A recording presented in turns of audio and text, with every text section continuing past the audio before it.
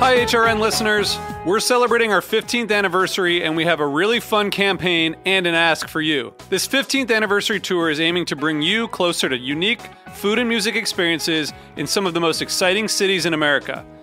All the while, we're raising funds to support our work empowering the next generation of food system storytellers through our fellowship programs. Here's how it works. Donate to HRN and be entered into a raffle in the city of your choice to win a dinner for two at a noteworthy restaurant and tickets for two to a concert at a prominent local venue. We have incredible partners in New York, Los Angeles, Philadelphia, Nashville, Las Vegas, Charleston, Asheville, and Ardmore, Pennsylvania, who have donated a meal for two and two tickets to a concert of the winner's choice. And all donations help fund our fellowship programs, where we're helping to build essential workforce readiness skills and food system storytelling skills. Check out heritageradionetwork.org/15 to donate and enter to win today. That's heritageradionetwork.org/15. Thank you. Today's program was brought to you by Sushi Master, the new book by Nick Sakagami. This week on Meat and Three, we're exploring interactions from drug studies in a laboratory. If this effect is as big as he's saying, somebody should have discovered this long before he did. To global wisdom on avoiding hangovers. Beber cerveza antes de tomar vino no previene los síntomas. Bière sur vin et venin, vin sur bière et belle manière. Beer before wine, you're going to be fine. Wine before beer, you're going to be queer. To the novel recipes developed by an Indian-American family deep in the heart of Texas. And then my mom's sort of coming to America and learning that white parents love to melt cheese on things to get their kids to eat it. She was like, this is genius. Be sure to subscribe to Meat in 3. That's MEAT+THREE. Available wherever you listen to podcasts.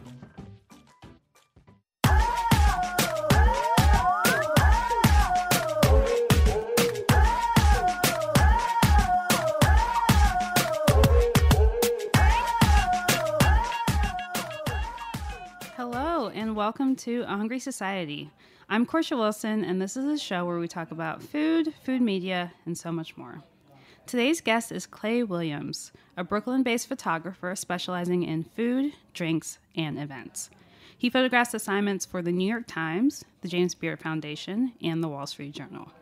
Clay is a member of the board of Slow Food NYC, and with Colleen Vincent is the co-founder of Black Food Folks, a fellowship of Black professionals in food media, service, and events.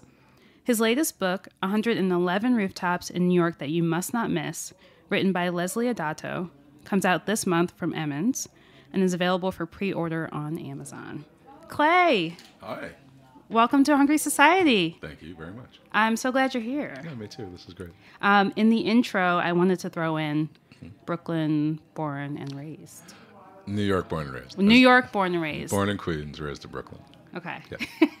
It's one of those things that only New Yorkers really pay that much attention to. But I would hate to to claim being my whole life in Brooklyn when it's just been 3/4 of my life. Just 3/4 Right. of it. Well, slightly more, I think, possibly. But yeah. So I feel like I've seen you at events for like the past year plus. Well, we met at the Food Writers Workshop last year. So yeah, that's been about it here. We were on a panel with Nicole Taylor and Khalid Salam. Yep. Yeah. Shout out to both of them. Yeah. Talking about networking, and it was a great panel you moderated. And then I started to see you at the Beard House a lot, photographing all of the events there. And kind of everywhere. Yeah, you are everywhere, which is fantastic because your photos are great. Thank you. So which came first, food or photography? I mean, food came first, and that I've always been eating. But the photography sort of followed my interest in the food, I guess. I did study photography when I was in high school, black and white, darkroom photography, and that was something I was very into. But then I didn't really follow it up in college, and I picked it up again as I was documenting sort of Brooklyn life and what was going on in the food and drink and music and everything that was happening in like the early, say 2005, 2006, 2007. And about then is when I started getting approached to contribute to different blogs and websites when that whole thing was blowing up. And I was doing both writing and shooting, and over time I realized it's the photography that I really enjoyed. As I'm sure you know, writing is hard. Yes. Photography is hard too, but it's something that for me, I've just been able to keep shooting and getting better while shooting, whereas writing always feels like I'm banging my head against the wall and I'm finding a million reasons to put things off until I actually sit down and do it. Whereas, I can put together photos of a lot of different things, whether it's whether it's food things or or people on the street or that sort of thing. So yeah, well, one, the banging your head against the wall trying to get your point across is even the more you do it, the more you feel like you're doing that. Right. But can you talk about photo composition and how you approach food photography? What is it that you feel like you can express through photos that is a bit easier than words? So I call myself a food photographer only because there isn't a better word for it, or term. I like to say I photograph food in context. I spend a lot of time shooting the whole kitchen, the action that's going on. One of the earliest things I shot that were focused on the food world was Tom Milan doing a pig butchering demo. I like to cook. I started cooking about 6 months after graduating from college. I realized I couldn't just eat Chinese food every day. I needed to figure out how to sustain myself, and so in that process, I wanted to learn more about what different food was, where it came from, how food came to the plate, whether it's from the farm or from a garden or from whatever else. What are the actions that were involved? And I was always as much interested in the who and the how as the what. I don't know if that makes sense, but no, that definitely makes sense. That makes sense. So when I'm shooting at the kitchen at the James Beard House, I get my food shots, and I mean I love doing that. Food is wonderful. I love it. But if I don't know that I could ever just be a studio photographer that spends all day in one place and then just composes images of food and nothing else. You like going to the subjects and not having it like brought to you so you can. I mean, it's more just the collaboration access aspect. The part of seeing people working and seeing what they're doing and getting that action that is a part of all of that.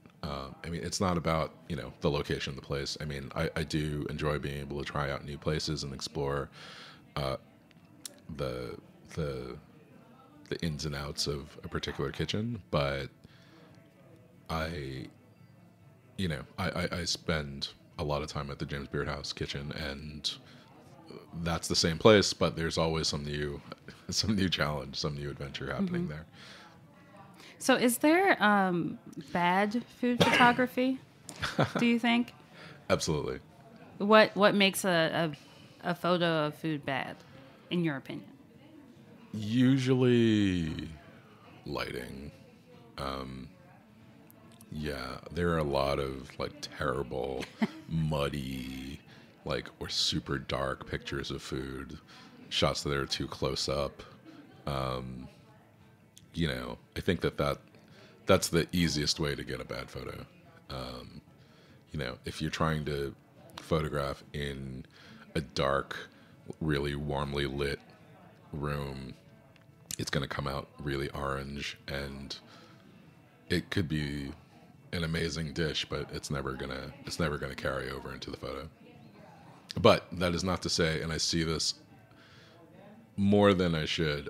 That's not to say that I encourage people to bring their own lights into dining rooms, because that's a terrible thing. The photo can be amazing, but it's awful for the experience for literally everyone else around. Have you done that? Like, as a diner, will you take... No. Well, I have improvised lighting with like my phone or something like that, but I'm not one who's going to turn on the flashlight in the middle of an intimate dining room so that I can make sure get your food photo. Get my photo. No, I don't. I really...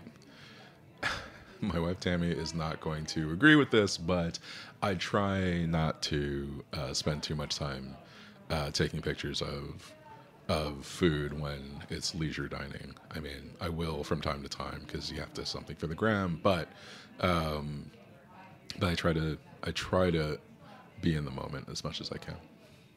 Do you see diners doing that all the time? I do, and I mean, I was that person. Yeah. For a long time before it became my job, so I understand the impulse. I think that we should try to remember that the reason that we're going out is for the experience, and not just for putting another picture up. Mm-hmm. When I want to focus on documenting things, that's when I'm working, and that's what I do. If I'm out to dinner with friends or with my wife or with family, I'll take something really quick, but I can take 15 minutes, 20 minutes trying to get a dish right when I'm working. I'm not going to spend more than like 30 seconds on trying to get that right. When it's leisure time. Now, that's different if I'm with a bunch of people who are doing the same thing. Right. I feel like it gives me permission. You can always tell when a bunch of food media folks are eating together because someone's got the light on their cell phone. Right. Every dish, it's like, oh, did you get a picture yet? Did you get a picture? Okay, now we can eat it. Right. It's too much sometimes. Yeah. Well, I mean, I feel like when it's a bunch of food people together, it's sort of kind of work. Right. And so that sort of gives us a dispensation for it. I'm going to use that. Thank you. Yeah, now I have an excuse. Right. Good. So one of your most recent projects is Black Food Folks with Colleen. Can you talk about that a little bit? Yeah. So Colleen Vincent from the James Beard Foundation and I we had worked together at various dinners at the house, and we kept having these conversations about being Black in this industry. And the industry I'm talking about is sort of like a bunch of overlapping industries. It all surrounds food, but there's food service, there's food media, there are food events, there are food producers, but overlapping like the food industry, whether you're a writer or line cook or photographer or whatever, chefs. We both had this experience where we were talking to each other and talking to other people about being Black in this world, in this food world, and how we were always running into the same conversations or running into the same situations, right? I'm sitting with one person who has a wonderful publication that he's launched all on his own, and he's like, this is great, but I can't get funding. I talked to somebody else who's a writer, and it's all about who the editors are. It's all about, we've had this conversation, right? About about, what are people going to you for? Are they asking you to do an intro to Black food, right? Is it like another story about, the Soul Food Kitchen that comes out every February, right? Is it about just being, it's always about being pigeonholed in one way or the other, or just not being understood. And so I always had the idea of like, we should just get together, a couple people, we'll have a beer, we'll go in the back room of like a bar somewhere and just introduce folks, because every time we had these conversations, somebody would say, oh, you should talk to blah, blah, blah. You should meet, you're launching a publication. You should talk to Steven Satterfield of Whetstone. You're having trouble finding the right editor for a story about this particular part of, West Indian culture. You should talk to Rochelle at Island Spice. Like, there was always that thing. And I feel like the community is so small that we always sort of feel like we know everybody already. Mm-hmm. But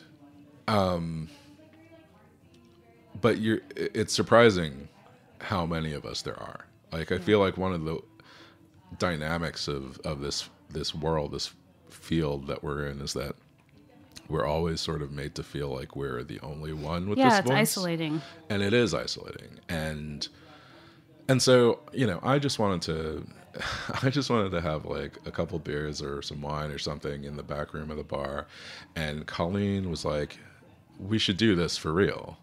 And what turned into 20, maybe 30 people, what started out as like 20, maybe 30 people turned into 80 people in Colleen's dad's tax office, which doubles as an event space because West Indians, and that's how we roll. Correct. I totally didn't understand when she told me this. And I got there. I was like, okay, Colleen knows what she's doing. I got there and I saw the space and I saw the tile walls and I saw the tent in the back and I saw the big speakers and I was like, oh, this is a function. Yeah. And it was like, oh yeah, this is going to be perfect. This is amazing. But there's something about like the going back to that isolating aspect, there's something about understanding that these people. I mean, I knew 3/4 of the people in the room probably. But seeing them all in the same place, it was amazing because it really felt like, no, we're really here.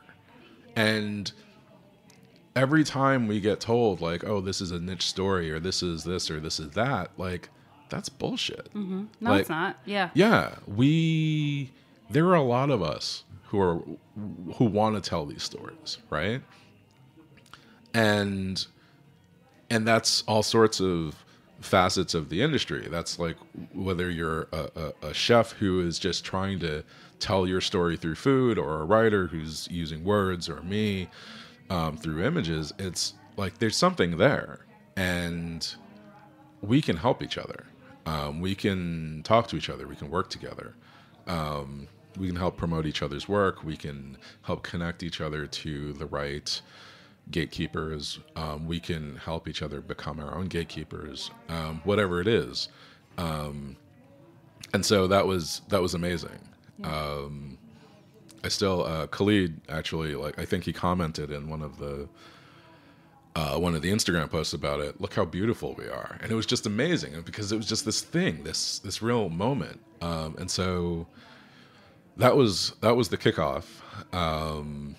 And then last month, or I guess like 2 weeks ago, Colleen and I curated a panel at this year's Food Writers Workshop about appropriation and expertise. Colleen came up with the subject. I at first was a little apprehensive because I feel like, God, how many times do we have to have the appropriation conversation? Food, yeah, right? cultural appropriation. But then I got it. We had 4 black women on stage: Clancy Miller, Rochelle Oliver, Vonnie Williams, and Shanika Hillocks moderating. And it was a conversation not like the conversations we'd had before, because every other conversation about appropriation centers whiteness. And this conversation was about, okay, how do you cover someone else's culture from non-whiteness, right? What is the perspective? Like, how does that work?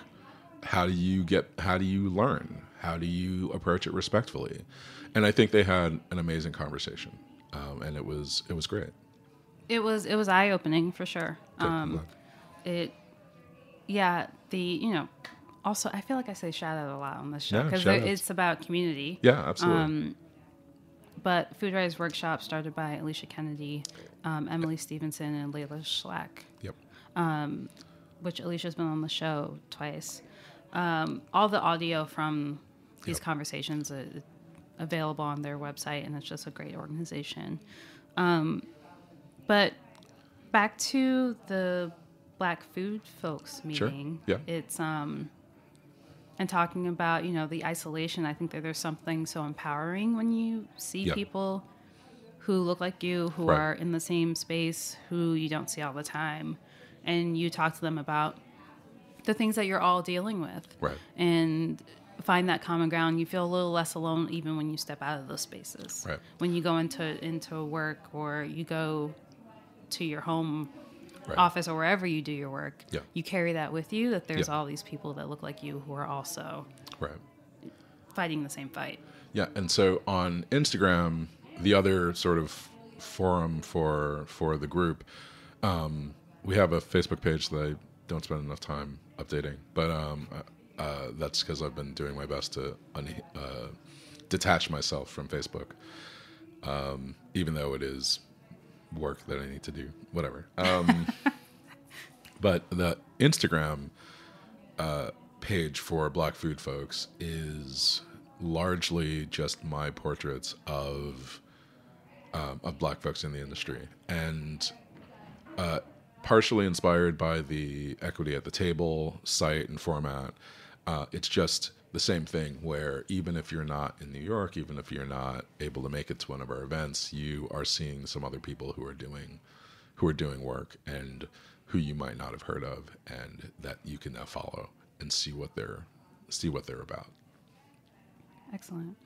And your book, let's also talk about that. Right. 111 rooftops in New York that you must not miss. Yes. Tell me about it. So it is a part of a series of books called 111 Places, from a German publisher called Emmons. Last year, I photographed, I guess the year before, but last year we released 111 Places in Queens that you must not miss, and written by Joe DiStefano. I think last time I was here, I was actually talking about that with Kathy Irway and Joe. And so this book is all about rooftop spaces all around the city, and that was an adventure. You documented it on Instagram, which was a lot of fun to check out. Yeah, there was a lot of that, because sometimes I just couldn't believe I was there, and sometimes I entirely wished I wasn't there. So I took this on. One of the things that I don't want to say I like to do, but one of the things that I make myself do is whenever I'm in a situation, whenever there's something that I have an aversion to, or I am not entirely comfortable with, if someone comes to me for it, especially for work, I take it. So I've never enjoyed public speaking, but when Alicia came to me about doing the panel last year, I said sure, and I thought that went pretty well. I don't love heights. That's funny. And so... And you're the photographer so when this came into your inbox, you were like, I guess I gotta do it. I gotta do it. And so it was mostly fine, but there was more climbing of ladders than I'd really have preferred. One of the book is all about rooftop spaces, mostly accessible throughout New York. So, but there are some green roofs and spaces that are not about the rooftops, right? The rooftops are just are decorative, or they're not in a space that someone can walk on, but you can see and appreciate. One of them is the rooftop of the Barclays Center. Oh my God. Yeah, it's this giant green roof. And I reached out to the Barclays Center people, and when I got in touch with them, they said, oh yeah, there's no space to go up there, but what we've done in the past is photograph it from the roof of the Models across the street. Okay. I had a surprisingly and slightly unsettlingly easy time convincing the manager at Models to let me go in his back room and climb up on his roof. In person, I just showed up. Oh, wow. And he was like, yeah, you can go up there. Yeah. And so he took me back to the stock room, and I climbed up to the sort of second level. And when I got up there, I realized that the entire second level is actually just aluminum scaffolding. And then it takes me to a ladder, an iron ladder, and at the top of the ladder is the hinged roof, rooftop opening. So I'm walking, and for those out in Radioland, I'm not a small guy. I'm walking along the scaffolding, and it's wobbling underneath me. Oh my God. And I have my camera on me, I have my bag, my whole thing, and so I just strap my bag on my back, climb up there, and hope that I don't fall, because I know I'm going to go right through that scaffolding and fall like 20 feet. I get up on the roof, I get some photos of the Barclays Center, and then try to figure out how I'm getting down there. And I mean, I spoiler, I'm alive. I'm still here. But that was one of the crazier moments in the process, definitely. Two things. One, I'm sure that picture is amazing. And then also, what a way to go if you had fallen. If you had fallen through the scaffolding, right, like while photographing the Barclays rooftop from the Models across the street, right, what a great way to go. That's my obituary right there. Right. Yeah. He died doing what he loved. Right. Convincing people to let him take photographs. Right. Actually, in the previous book, in the Queen's book that I shot with Joe DiStefano, there is a space. In the book, there's something called the Alley Pond Giant, which is said to be the oldest living organism in the state or the region. It is a 400-odd-year-old tree. Okay. And it is in a park off the side of, I don't know, the Crossview Parkway, possibly. I don't drive. My sister drove me to a lot of places as part of that book. Shout out to Shayna. And it's in this like green space in a park off the side of this highway. And so I go in and I'm walking, and Google Maps sends me down a path, and I go down this path, and then it says, make a left. I make a left. I go 2 steps, and there is a 30-foot drop. Oh my God. And so I texted my sister and said, so if I die, I want you to make sure my editor and the author know that it's their fault. Right. But again, I'm still here, so right. I guess it's worked out. So you made it. Yeah, so exactly. you made it. Yeah. All right, we're going to take a quick break. We'll be right back with more with Clay Williams.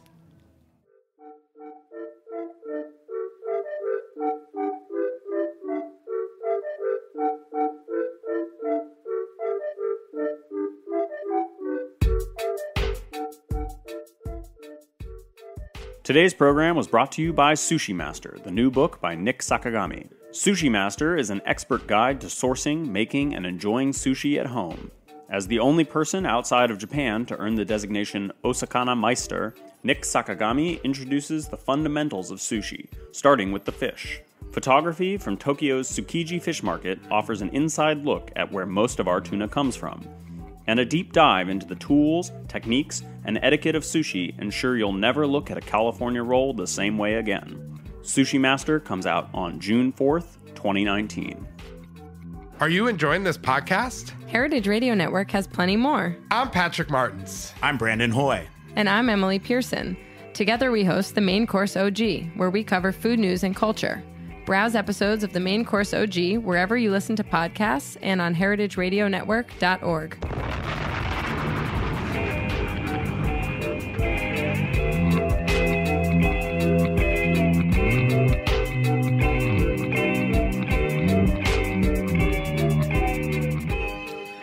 All right, welcome back. We're here with Clay Williams, photographer extraordinaire, Brooklynite, New York, born and raised. Yes. I got it right this time. Yes. Okay, good. So let's talk about Slow Food NYC, which you're on the board for. I am. I'm a new board member. Just started this year, and it's a great organization that's about. And I always get this a little mixed up, but it's about good, clean, and fair food, and that's something I feel like we should all be able to get behind. One of the things, it's very tied into the farm to table movement.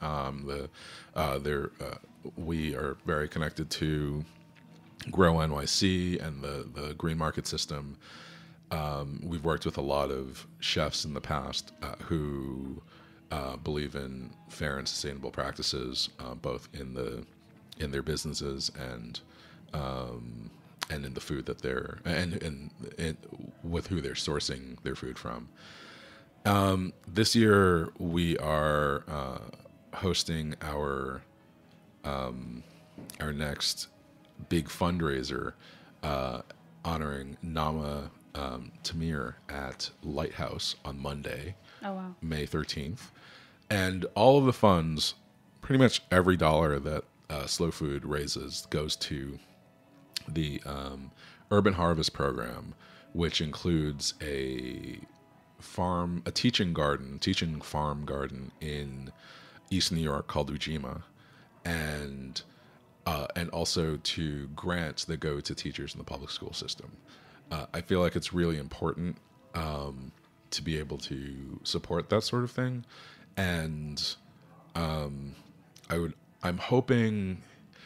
I love the whole slow food message and what they're about, but it's interesting that this sort of movement of eating local food and supporting local farmers tends to end up with a lot of white folks there, and that's not. I mean, Slow Food has done a great amount in trying to be inclusive and doing panels. They had a panel on labor earlier this year with someone from Brand Workers talking about labor rights and immigration. A lot of things, they've had a lot of other conversations. Karen Washington's been on some of the on one of the panels last year talking about farming. But I would like to bring more voices into the conversation too, and so that was part of why I joined the board this year, and also just because this is a really good cause and it's something that's really important. I know that when I was a kid in Queens before I moved to Brooklyn, my grandmother grew plants in our backyard, grew food in our backyard. She had tomato plants. She had some herbs. She seeing that was a part of my understanding of food and where it came from. And, everybody doesn't have that. Right. I was very privileged to live in houses with backyards and, when I, all through growing up. And so I had that understanding early on. I understood that I could grow carrots or I could grow this or that, whatever, tomatoes, I remember seeing caterpillars in the backyard and like understanding another part of the cycle of everything, and having these programs for for the kids here who don't necessarily have that access. I feel like it's an important thing. Yeah, it's very important. Yeah. And you said this is your first year on the board. Yes, I just joined this, I think February was when I started, yeah. So beyond the event, how can people support Slow Food? So follow us at Slow Food NYC on Instagram. And we will be having more events throughout the year. We are hoping to have a discussion on grains and heritage grains sometime next month. We're still, everything is in a holding pattern until we get this big fundraiser done. And I'm hoping to have some talks later in the year, maybe this summer, that possibly figures out a way to tie in Black food folks to these same discussions, or other groups. I really want to diversify not just the conversation, who's having the conversations on the panel, but who's in the audience, because I think that will do a lot. And I mean, the people involved, the people on the board with me are great.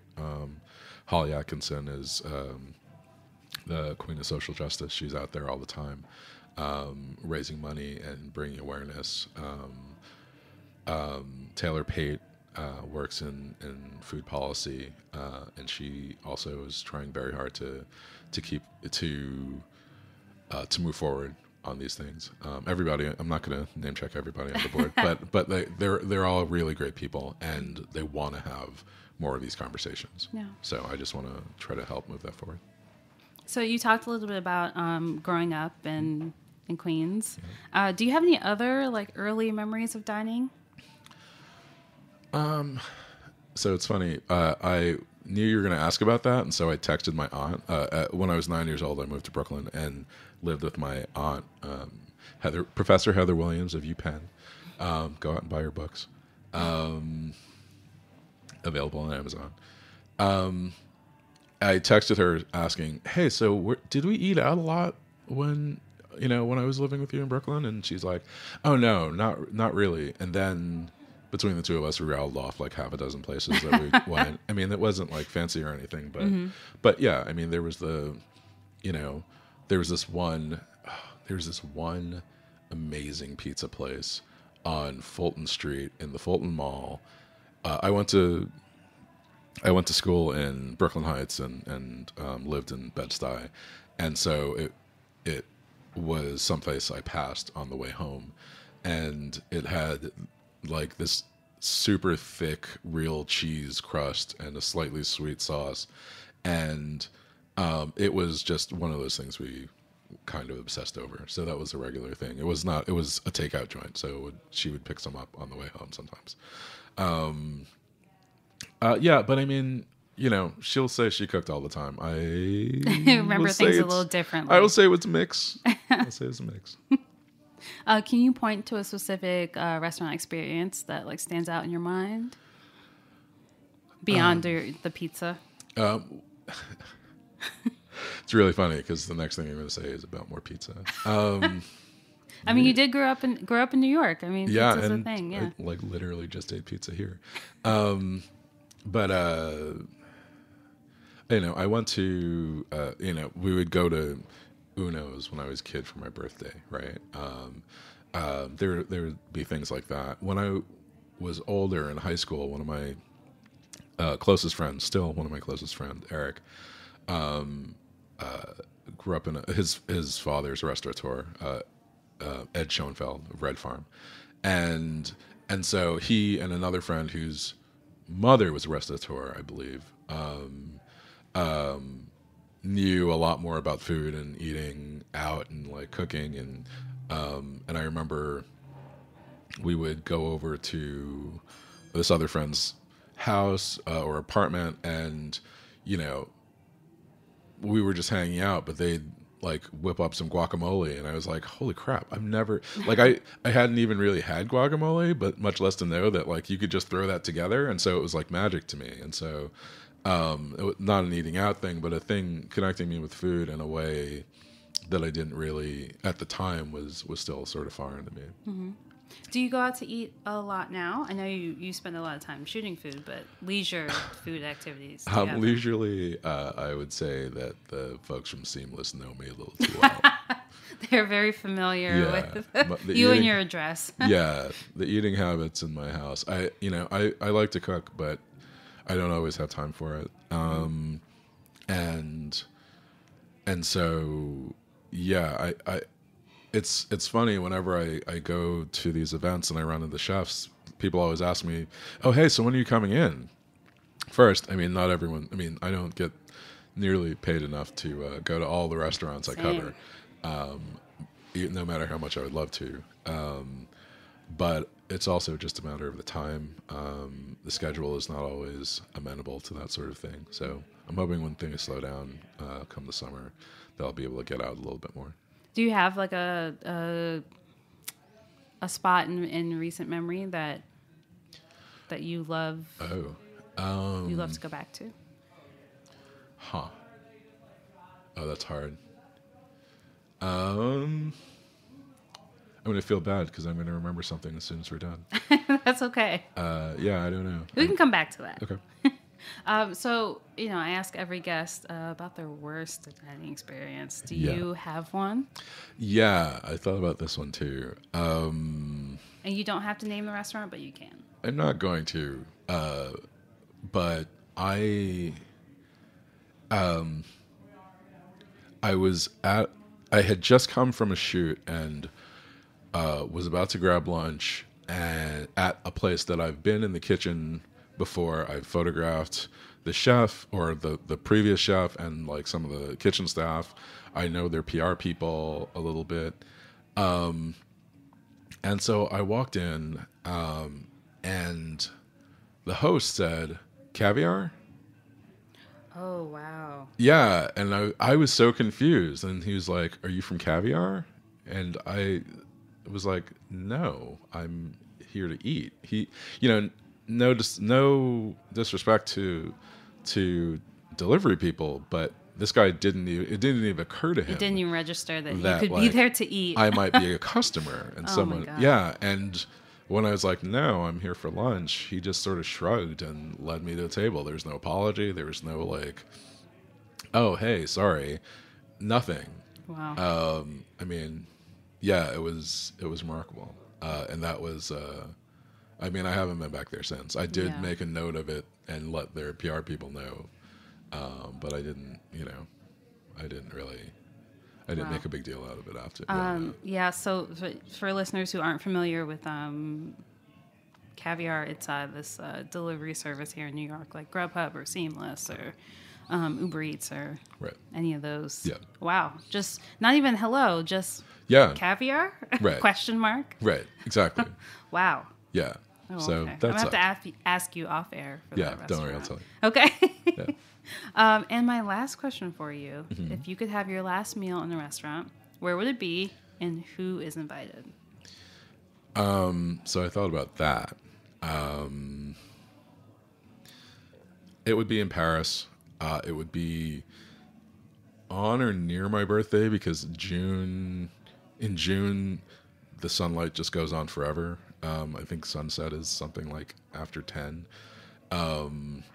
And it's not even about the restaurant so much, although I do know a beautiful space that I don't remember the name. I photographed a chef there a couple years ago, actually on my birthday. But it's in this beautiful little courtyard in the Marais.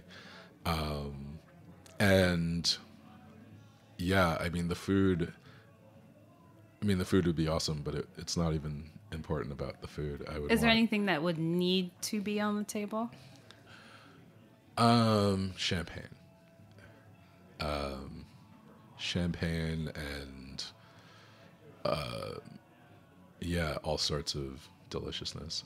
One of the places in Paris that my wife and I go to whenever we're there is an Indian place, and I'm again totally forgetting the name, but it's on Canal Saint-Martin, and there would be some of their, they have the best cheese-filled naan, like French cheese. In naan. In naan. Wow. It's so fantastic. So there would definitely be some of that. There would be oysters. There would be, everything. Yeah. Who's invited? I know everybody. You, my wife, my family, my grandmother, who's been dead for like 20 years. Absolutely. Seated, or like everyone's kind of milling around and hanging out? Both. I mean, there would be seating, but there would also be milling around. Oh, and I thought about this, and the only sort of famous person I would want there, or people that I would want there, would be the Obamas. Okay, the whole family. I mean, really, Michelle and Barack. Okay. Sorry, Sasha and Malia. Yeah. Maybe next time. Mostly because Tammy would love to meet Michelle. Okay. And I wouldn't mind hearing stories. I wouldn't mind hearing what Barack actually has to say about literally everything. Yeah, that's true. You get off the record. Yeah. Barack, which is different. Absolutely. So you're the first guest to ever designate a time of year. That's never happened before? Well, summer's fantastic, and literally I hate every other time of year. And then I guess you just walk into the canal after that. I guess, yeah, whatever. That's it. That's the way to go. Yeah. I'm sorry we've talked about your death twice. All good. I've never done that to a guest before, so. I mean, it's sort of implied in the whole last meal thing. It's yeah. You get to. For me, it's my last meal is on the beach. I just walk into the ocean. There you go. Hopefully, people clap, or not at my death, but right. Right. Yeah. just at my exit. Yeah, absolutely. Thank you so much for being here. Thanks for having me. This is great. And where can people follow you and follow your work? I am Ultra Clay. That's on Instagram and Twitter. Although I don't know if anyone wants to follow me on Twitter. It's all politics there. And I'm Clay Williams Photo on Facebook, when I remember to be on Facebook. Black Food Folks is at Black Food Folks. And then Slow Food NYC is at Slow Food NYC. Excellent. Yeah. Thank you so much for being on the show. Thanks for having me. This was fantastic. You are welcome back anytime. Thank you. The next Rooftop series. Right. You'll be back. Absolutely. Thank you so much for listening. We'll catch you next week on A Hungry Society.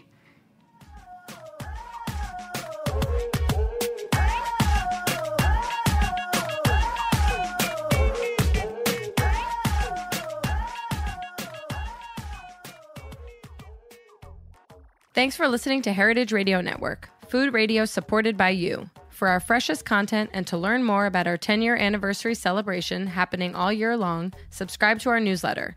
Enter your email at the bottom of our website, heritageradionetwork.org. Connect with us on Instagram and Twitter at heritage_radio. You can also find us on Facebook at facebook.com/Heritage Radio Network. Heritage Radio Network is a nonprofit organization driving conversations to make the world a better, fairer, more delicious place. And we couldn't do it without support from listeners like you. Want to be a part of the food world's most innovative community? Subscribe to the shows you like, tell your friends, and please join the HRN family by becoming a member. Just click on the heart at the top right of our homepage. Thanks for listening. Hey there, I'm Lee Ullman here with some big news from the National Young Farmers Coalition. We're partnering with Heritage Radio Network on a special season of The Farm Report. It's all about what's happening with the Farm Bill and how it impacts farmers and eaters. I am growing diversified vegetables on land that's been in our family for 150 years. And so with the pandemic, gentrification, property values going up, we had to sell the land and we lost it. Join us as we uncover the untold stories behind this massive piece of legislation that shapes how we grow our food, what we eat, and so much more. The problems we have had, those are things that come from earlier Farm Bill and USDA policy, right? Like Earl Butz, get big or get out. It's my responsibility to know not only what I'm eating, but then how that all came to be. and realize like, wow, like this piece of legislation, all this money, like it's technically something that I support as a taxpayer. While Congress debates the next farm bill, this is not just an invitation to listen. It's a call to action. Be part of the conversation. Subscribe to the Farm Report on Heritage Radio Network, wherever you listen to podcasts.